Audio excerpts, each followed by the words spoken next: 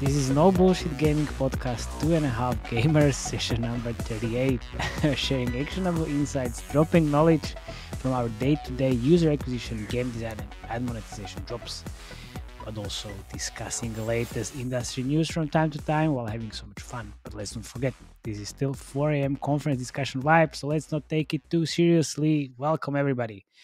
Today, we have Felix.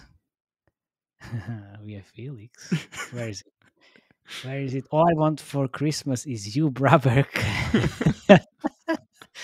Jakub, always skeptic, Remiar, and myself, industry analyst, Matej Lančarić, because for some reason I became an industry analyst thanks to pocketgamer.biz. Thank you very much, guys, for picking up the Marvel Snap article. Really enjoyed it. Okay. First of all, again, thank you very much for subscribing. We just hit 1,000 subscribers. You are amazing. Thank you very much. And also, thank you very much goes to Addictive because they've been supporting us since almost the beginning. They've seen what you are seeing as well from the subscribers and from everybody. If you've built a mobile game for iOS or Android, you've experienced user churn. You can win those users back, but it's getting more and more expensive, even more so to acquire totally new users. Enter cross-promotion with Addictive. By identifying your users likely to churn early, you can showcase another game in your portfolio before they leave forever, transforming a lost user into a new user, increasing your revenues.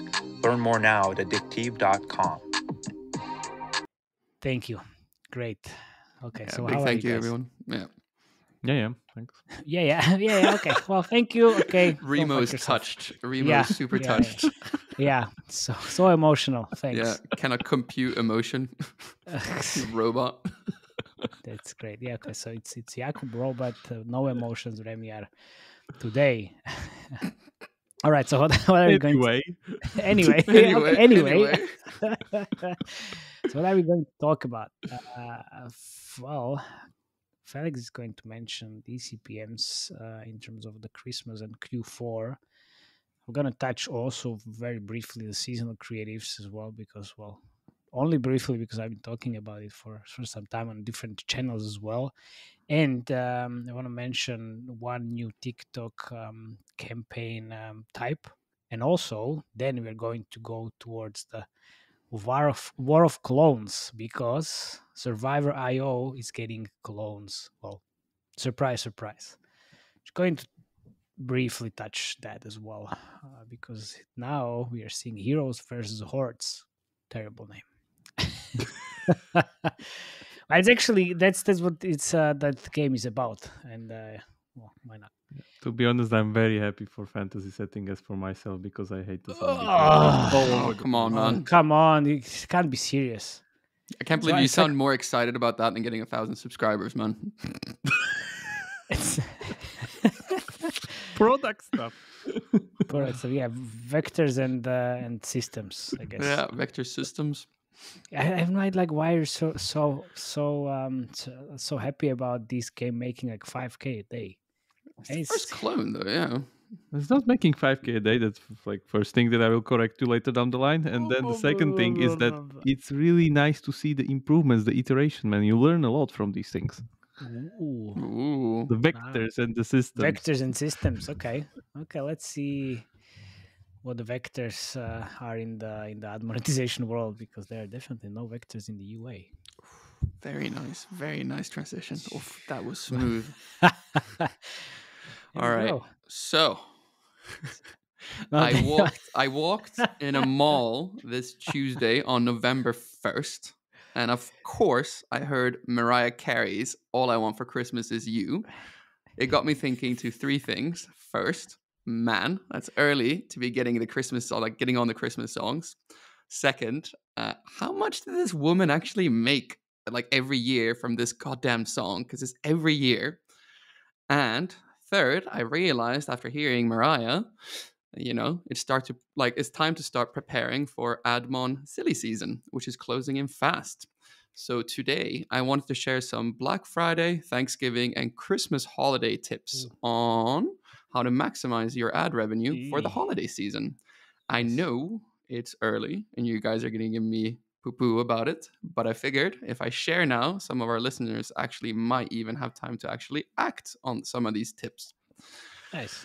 So before diving into the good stuff and the tips that I want to share, I did some research and I looked it up. According to the New York Post, Mariah Carey, since this All I Want for Christmas song coming out in 1994, she has made over 50 million from the royalties on this song. So just wanted to put that out there first. So if any devs want to shift focus away this holiday season to make a Christmas jingle hit instead of working on your games, that's the potential rewards. Yeah, nice. Then we can talk in 30 years and see like how Let's pretend I didn't hear that. Exactly. So for some context here, Black Friday, along with Christmas, is peak ECPM price season of the year. It's the best time of the year for Admon people and the worst time of the year for UA managers, right, Maciej? Well, it can be discussed. Obviously, it's not the easiest time to run UA, and it's super expensive, but still pretty much okay. I never complain about anything. Oh well, I take that back. I always complain. Yeah, it's the only time of year where us Admon people get to outshine the UA bad boys, huh? Let's see that in January actually. Anyway, so I'll start with like this list I've compiled on tips. I'll start with very basic ones, and then we'll get a bit more advanced towards the end. So tip number 1, AdApps TXT files and info.p lists. So AdApps TXT file is a TXT file that ensures digital ad inventory is sold only through sellers that have been approved by you as a publisher. It helps fight fraud, but this only means that you only get demand from sellers and resellers that you actually have listed on this file. The networks you work with, they frequently update these reseller lists like all the time. For some reason, Unity has been updating it like weekly for the last like 2 months, and it's super annoying because you have to update it. So the first simple tip I wanted to share with you, like if you're listening to this in the next 10 days, update these lists and make sure all your entries are up to date, because this will maximize your overall demand pool.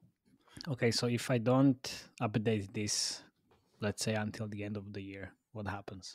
So you're missing out on all the possible demand partners that these networks have partnered with. They can't show ads in your games, even though they've been approved by the ad networks that you already work in. So if they're not listed, no ads get shown and you have less demand in your game. Okay, so I guess less revenue as well. Exactly. Yeah. Tell me the number. What I'm missing. Man, like it's impossible to say, because like sometimes, Unity has been adding one entry every week, and then sometimes it's a lot of entries they add. So it's like it's impossible to say. Of course. Well, if when I'm always discussing like any like CPI, the UA channels and everything, and you always say, "Oh well, say the number." You're just upset that we're getting into ECPM high season, and I get to shine for once. We'll see. Anyway, we'll see. Okay, we'll see. Okay, so tip number 2. It's time. Whoa, like there's no number. Come on. A billion. Okay. No, I don't know. Yeah, no, there's no way of saying, man. Okay. Yeah. So tip number 2. Tighten up the waterfalls. So if you're running Admon for games and you do a lot of A/B tests, your waterfalls can get kind of cluttered. What does that look like? You have placements from the same network being called twice or more in a row, or you have placements in your waterfall that have less than 1% fill that also at the same time earn less than 1% of the overall ad revenue in that waterfall full. This is not the time to be lazy. This is the time to earn 2 months ad revenue in one. So the kind of what you want to do here is you want to run a couple of A/B tests before the 20th of November. Your aim here is that you don't want to touch anything for Black Friday or Thanksgiving. So around 20 to 23rd at the latest, you want to have everything locked down. All your placements then should be filling at or close to 1% and generating more than 1% of the overall ad revenue in that waterfall. So the last A/B test you should run is usually around the 17th. It's basically setting up a couple of high placements that you're expecting to fill over the weekend. And basically you want to have that test finished by the 22nd or the 23rd. And then you're in a very good spot for Black Friday. So this third tip, I want to hear you, Remo, weigh in on, because this actually touches game design. Get into the holiday spirit.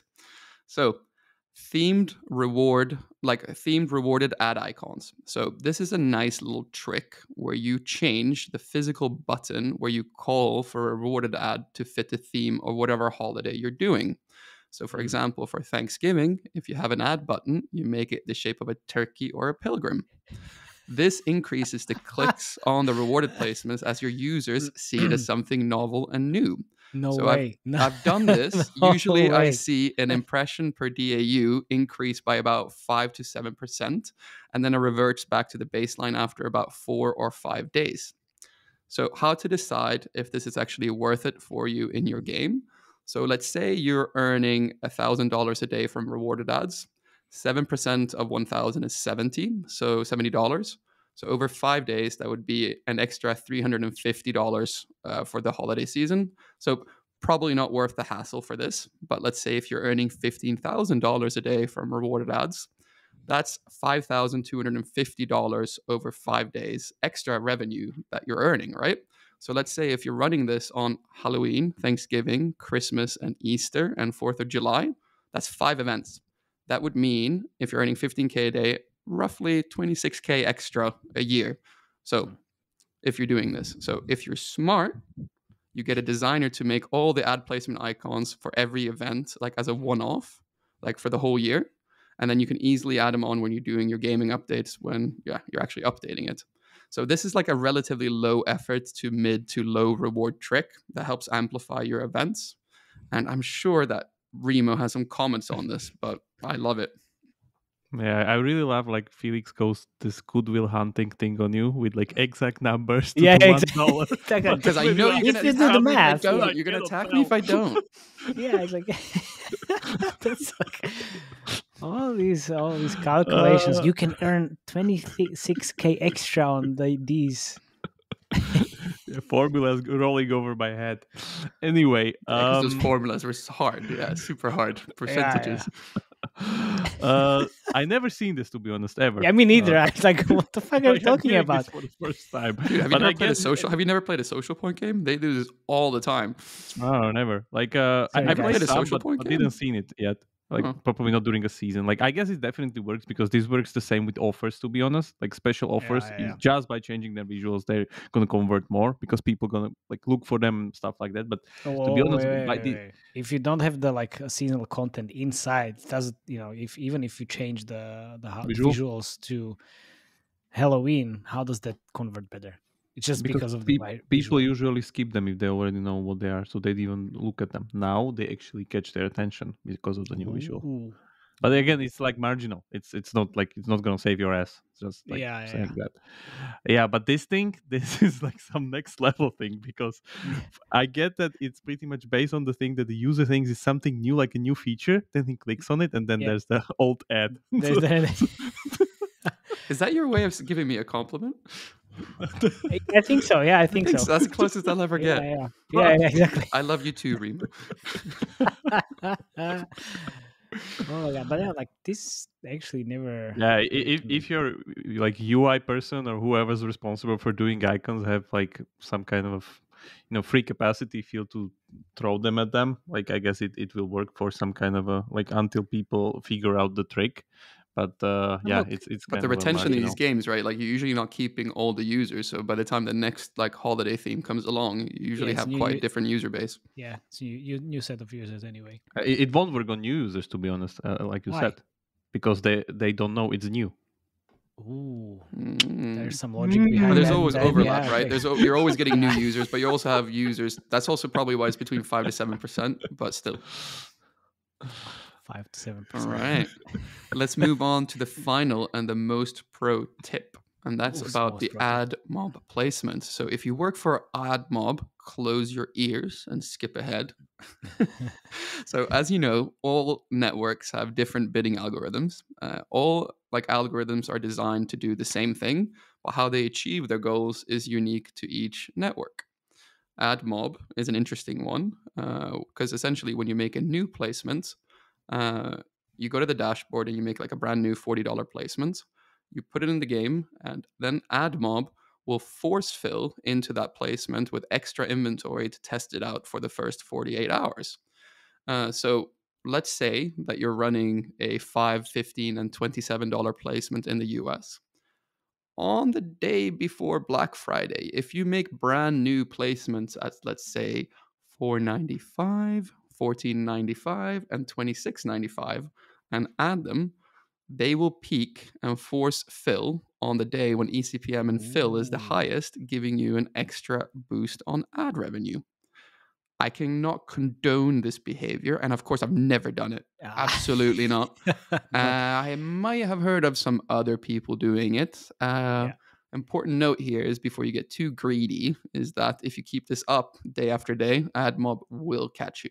So I'm not condoning this. I'm just explaining that this is sometimes happens. Maybe one of our friends told us that this works from time to time. yeah. One of our friends. So now I'm in the holiday spirit. I'm looking forward to a very stressful next month and a half. But those are my 4 little Admon tips to get you through the holiday season. That's pretty nice, actually. The last one as well, especially the last one. Now, Admon people, you can Admob people. Now you can now you can listen. Yeah, unmute. Unmute. That's fine. Oh. Well, in terms of the UA, it's definitely expensive season because all the e-commerce and brands is just pushing their budgets towards the UA and try to get as many sales as possible, especially before Black Friday happens, and then Cyber Monday. That's like the high CPM, well, the high competition period. Then they actually is better in like first week of December. There is like window of opportunity usually, or like 1 or 2 weeks where it actually cools down a little bit, but then it just starts again because of Christmas. But since you talked about the icons and the seasonal icons in the game, I can talk about seasonal creatives very briefly because I usually talk about it on LinkedIn newsletter and even on my website, and I guess it's starting to be pretty annoying. So just very briefly, and it's the same logic as with fake creatives basically. So if you focus on only on the creative and you use seasonal content in the creative only, it's not gonna work. It's not gonna work at all. So you need to focus also on the first screenshot and icon. And ideally, you have seasonal content in the game, as well, so you underline the expectation flow. I hate seasonal creatives and seasonal icons personally because it's just reps pushing from Google or Facebook, pushing you towards something which is like never proven by data, and they always say like, "Oh wow, it's amazing! You should run the Christmas creatives," and it's never work out. You're such a Grinch, Maciej. Man, no, it's like it never works. It never works. No bullshit, man. No bullshit. Where's Exactly. the Grinch? It's no bullshit because everybody asked me, well, we should do the Halloween creatives. Like, okay, well, if you already done the Halloween creatives, we can try. You need to do icons, screenshots, and whatever you have the content in the game. Yes, in that case, fine, it can work. On the other hand, I've seen this multiple times in the past, and I see it actually now after Halloween. So these horror stories, I've seen like a very big dip in terms of the organic downloads and overall KPIs after we used like Halloween icons or Christmas icons and all of these like the bullshit assets. So after we had the Christmas icon in the store, actually the downloads dipped from 50K a day to 10K a day, and this is like real story that happened this year. And we were just trying to understand like what the fuck happened, and obviously we didn't change anything in the game. And then we found like, okay, well, it's mid-January, we could potentially remove the Christmas icon from the store and just get back to whatever we used before. Surprise, surprise, we got back to 50K a day like in like 3 or 4 days after we put back the icon. No other change was made, which I don't think is a coincidence. So I guess like, it has a very big impact on the overall store performance and the organic downloads. So if with this in mind, usually try to think like what can go wrong, and if you need to spare the resources, just use the resources elsewhere, and don't just follow everything that everybody says. Which obviously you can say that about what I just said, but no, if you want to test it out, it's fine. But then remember what I said. Anyway, just very briefly about the seasonal creatives. You shouldn't do. You shouldn't do. Yeah, exactly. I think what's worth mentioning here is the new campaign type from TikTok, which is equivalent to Facebook automated app ads. And the TikTok campaign is called SPC, Smart Performance Campaign. I have no idea Really who original. the fuck is coming up with these names. It's amazing. Yeah. But yeah, okay, whatever. Let's talk a bit about the SPC and the numbers I see, because well, everybody says, oh well, not everybody, but TikTok says obviously like this is the best thing that was ever invented. But it's the automation solutions that leverages the machine learning, obviously, to optimize for the best performance and your marketing goals. To reach the right people, maximize results, whatever. Sounds amazing on paper, as always. So why is SPC better than the manual campaigns? Because of automation. That's what Facebook said about the AAA campaigns, the automated app ads. And there was a time when the AAA campaigns were performing better than everything else. Now it's changing, obviously. But this SPC is enhanced with creative combination, all these like exploration capabilities to increase the overall performance. So how should you actually optimize with these campaigns? So they suggest to select the most relevant goal. Obviously, well, we are talking about revenues, right? So if you're measuring ROAS, value-based optimization is the way to go. If you're focusing on mobile app install campaigns, then well, CPI campaigns, here you are. But this is only available on Android so far, and this campaign type is not supporting Pangle as of now. It might be happening next year, but anyway, it's a very good addition because all the big ad networks went towards the automation, and while Google started it back in days, everybody from the UA hated it back in days because well, it was such a big black box. Then Facebook went for it. Now TikTok is going for it. So how does it actually work? Because obviously I want to start with these campaigns and try to test it out. It sucks. So we can move on. Outstanding move. Outstanding move. No. Like okay. So I tested it out, and it's not outperforming the manual campaigns at all in terms of the purchases, and I had to just pause it because well, it wasn't anywhere close to the manual campaigns in terms of ROAS. How far away? I'm seeing day one with manual campaigns, day one ROAS with manual campaigns 40%. With this was like 17, so it's very very far. That's not and good. and sometimes one noob question for not UA people. What's the difference between actual difference between these two campaign types? Like some kind of algorithm change within TikTok when you're doing it? Yeah. Mm-hmm. So you have less options, less targeting options that you need to fill in the targeting in the campaign. It's broad. You leave more towards the algorithms choice. Yeah. Okay. So it's just very simple. I mean, for it's smart. Yeah. It's very smart. It's very smart. Can't go wrong. You just but it's very easy to use for non-UA people. So you just select multiple things, upload creatives, and then just push the button, and that's it. Okay. But obviously, and then you get 17% ROAS. Then you get 17% ROAS. Yes, but it's a start. We will. I will definitely keep pushing on it because it makes sense. It makes sense. It made sense for Facebook, so I think this can work. I've been discussing this with the TikTok guys actually, and the consensus right now is that this campaign works the best for mid-funnel events such as like registration, level achieved, or complete tutorial. Purchase events tends to do better with like these manual campaigns.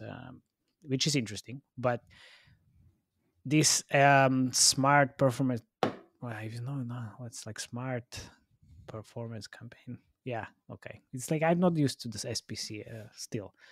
So it works better in terms of the CPMs and CPC, which I mean, I don't care if I'm optimizing for revenue, but it might work quite well for the CPI optimization, which is something I'm definitely going to do now because, well, the game I manage, one of the games I manage, is pretty strong on ad revenue. So I think this could work, and I will try to push this as hard as I can to see where, like, how low I can go with the CPI. Because as I mentioned like multiple times before, Facebook and TikTok now, when I run the same campaigns on Facebook and same campaign types on TikTok, TikTok is getting better quality users, four times cheaper. Mm. So, and that's huge, man. That's super huge. And TikTok is one of the best performing channels for like several games that I manage at the moment. It works, Okay. works So you great. then optimize, or let's say diversify within the channel itself between Exactly. these two types. Man, look at this. Within diversification. Yeah, it's like I'll have T-shirts made. oh yeah, please do. Oh yeah, of course. Yeah, then you diversify within the channel. That's that's next level of diversification. Oof. I guess you been listening to what we are discussing. Yeah, I had to, unfortunately. Every week. You had to come on. Like now you're a very good UA person. Oh no, you're not. No. Have Anyway. sorry, random question as well. Have they Yeah. sorted out that bullshit you had to do when you start new campaigns that you like were limited to only one geo? Because No. remember that was No, the it's issue. It's still the same. That's still the same.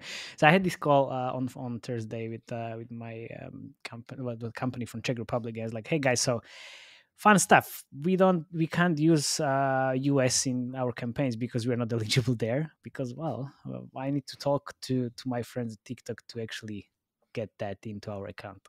So it's still geo specific. Funnily enough, That's nice of them. it is, but." Here we are.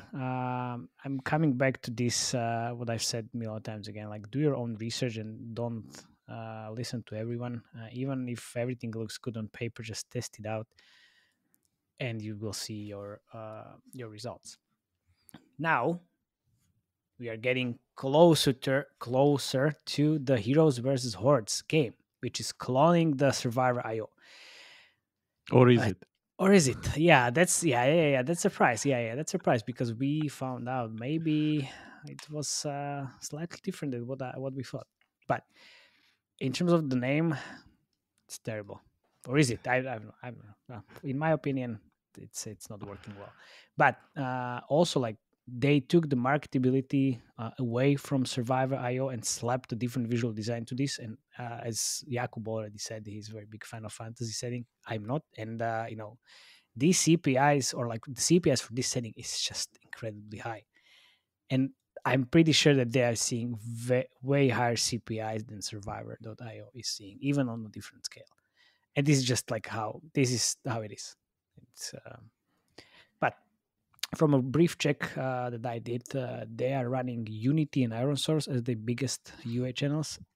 And surprise, surprise, biggest traffic drivers for this game again are apps like Quick Touch, Clean Master, or Phone Booster, whatever that is.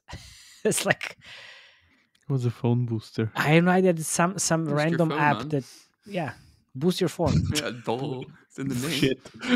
Boost your phone. So it's a very similar thing that happened to Marvel Snap and their like solitaire traffic. So this is amazing.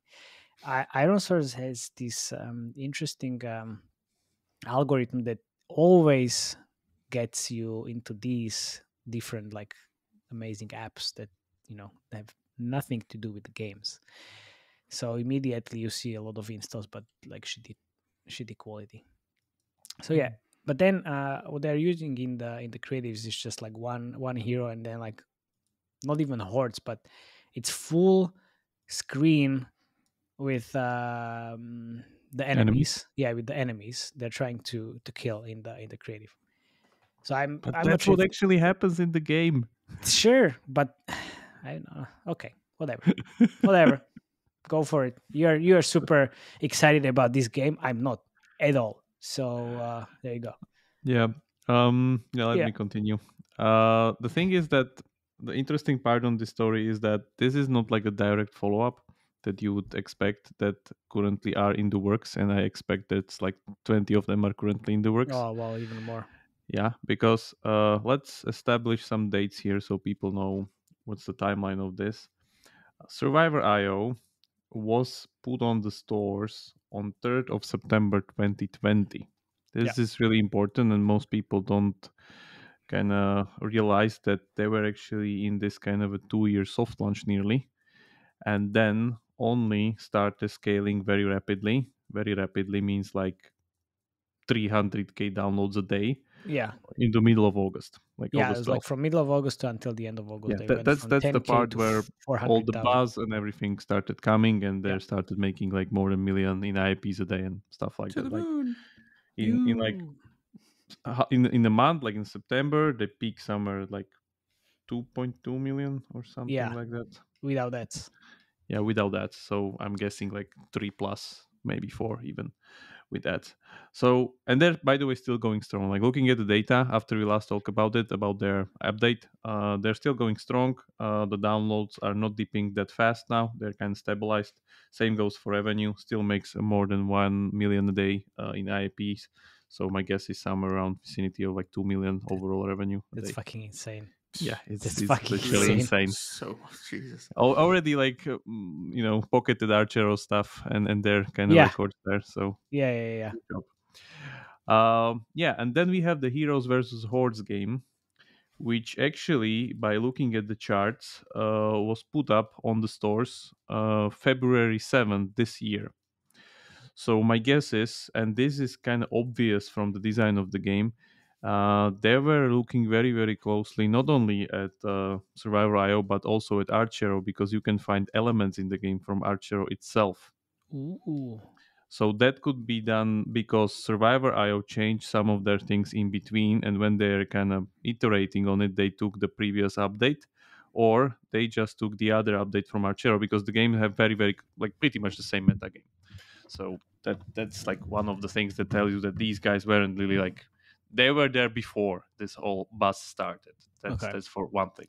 So, The other thing is that if we look at their kind of scaling thing, like of course they were there from the February, but they actually started doing some kind of serious, I guess, UA bumps, and now they started scaling from like first one is from April, and then somewhere like June, and then pretty much September they started pushing kind of more serious marketing behind the game, I guess. Or serious marketing, it's like thousands of downloads. If yeah, we are talking let's about say. serious marketing, it's Survivor IO. That's Yeah, like but fucking serious. keep in mind this is a company with 3 games that like you don't really consider like successful commercial hits yet. Okay, sure. Okay. Yeah. So now the revenue looks like a hockey stick and ends in something like 8k in IPs a day, which I would guess is definitely like more than 50% in ads, because the game is skewered through with ads like much more than For Survivor sure. IO. Beautiful. I saw. Beautiful. I know. Yeah, beautiful for Felix. Felix who's like loved that game.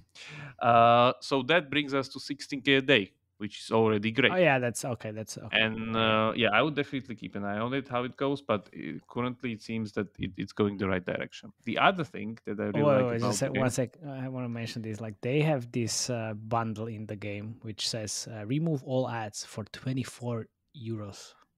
I mean, what the fuck? That's quite 90. steep. That's super steep. Yeah. Like wow. Yeah. Okay.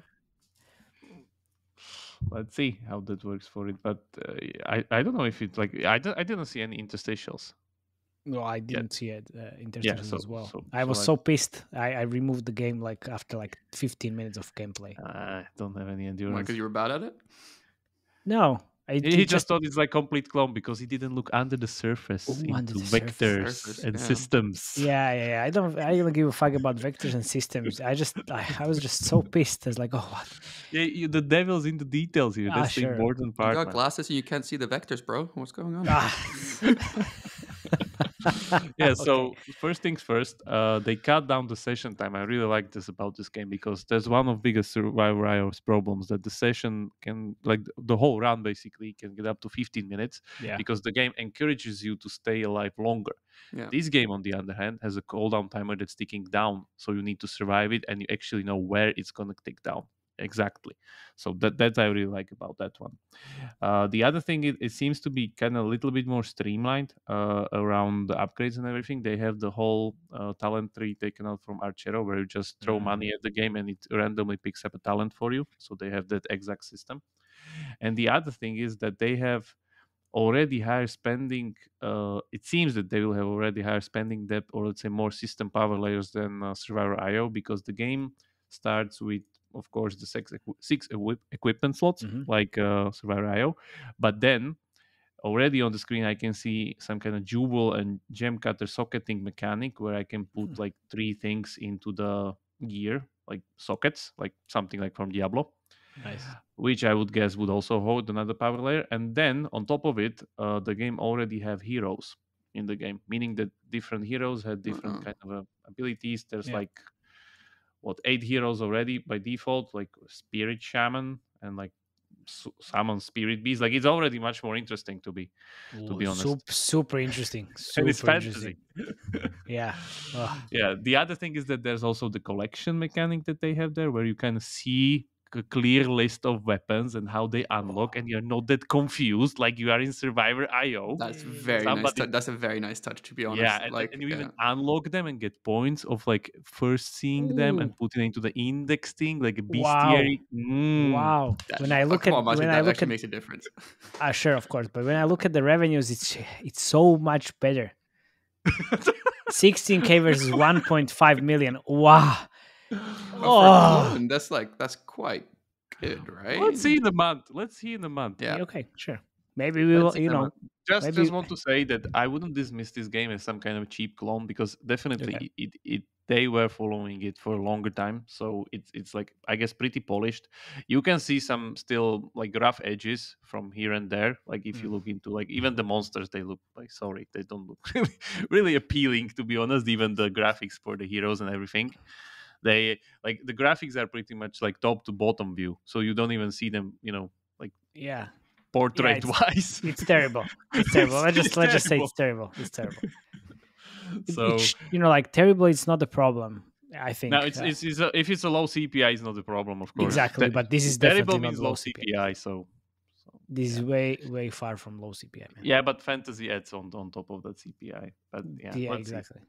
I'm kind of curious how this will pass out, because as I said, some of the systems are different, or it's not like a clear clone. But then if you look at the gameplay, it seems that it's like you have the crystal leveling mechanic where you collect crystals that that drop out of enemies, and then you level up very fast, and then you pretty much become this kind of a grinder where everything just goes you and dies, and you don't even need like press a button. So they have there, but pretty much like very interesting abilities like Vampire Aura already I saw, or some kind of Flame Ring and that's stuff nice, like that. So I'm guessing like it can be a little bit more engaging already for me. Like I like this core gameplay a little bit more than the one that Survivor IO has, because Survivor IO, after like 5 to 6 rounds, like I know my strategy, I exactly know which weapon I want to collect and evolve, and it's pretty much rinse and repeat. There's no but you know why that works, because it's for wide audience. This from what you are talking about, it's like it's niche.